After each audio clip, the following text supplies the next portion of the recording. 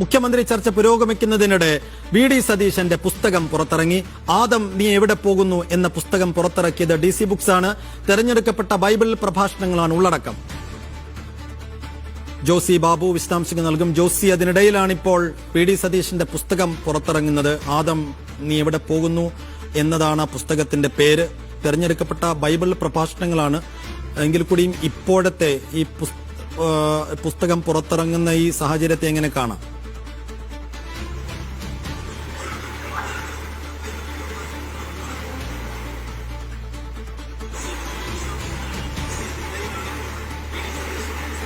സൈഫുദ്ദീൻ, നമുക്കറിയാം വി.ഡി. സതീശന്റെ ബൈബിൾ സംബന്ധമായ പ്രസംഗങ്ങളും സുവിശേഷ ഭാഗങ്ങൾ ഉദ്ധരിച്ചുകൊണ്ടുള്ള പ്രസംഗങ്ങളുമൊക്കെയും നേരത്തെ തന്നെ പല സമയം വൈറലായിട്ടുള്ളതായിരുന്നു. ഈ പല പ്രസംഗങ്ങൾ പലയിടങ്ങളിലായി പ്രസംഗിച്ച പ്രസംഗങ്ങളുടെ സമാഹാരമാണ് പുറത്തിറങ്ങിയിരിക്കുന്ന പുസ്തകം.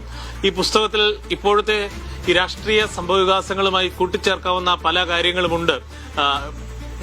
പ്രത്യക്ഷത്തിൽ രാഷ്ട്രീയം പറയുന്നില്ല എങ്കിലും വീഴാതെ പിന്തിരിഞ്ഞോടാതെ തനിക്ക് ആത്മവിശ്വാസം നൽകുന്നത് യേശുക്രിസ്തുവാണ് എന്നുള്ളത് വി.ഡി. സതീശൻ ഇതിൽ പറയുന്നുണ്ട്. അതോടൊപ്പം തന്നെ വാഗ്ദത്തം നൽകിയ വിശ്വസ്തനായതിനാൽ താൻ പ്രത്യാശയോടെ കാത്തിരിക്കും എന്നുള്ള ബൈബിൾ വാക്യവും അദ്ദേഹം ഉദ്ധരിക്കുന്നുണ്ട്.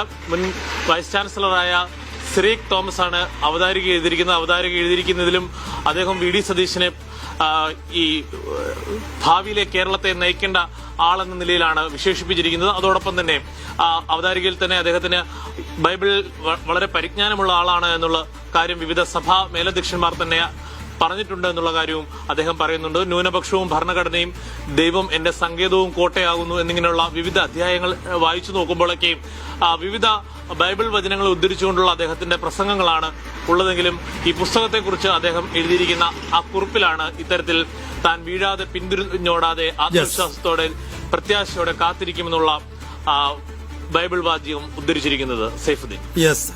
ജോസി സൂചിപ്പിച്ചതുപോലെ തന്നെ വി.ഡി. സതീശന്റെ ബൈബിൾ പരിജ്ഞാനം പ്രസിദ്ധമാണ്. ബൈബിൾ വാക്യങ്ങൾ ഉൾക്കൊള്ളിച്ചുകൊണ്ടുള്ള അദ്ദേഹത്തിന്റെ പ്രസംഗങ്ങളൊക്കെ മുമ്പ് സോഷ്യൽ മീഡിയയിലടക്കം വൈറലായതുമാണ്.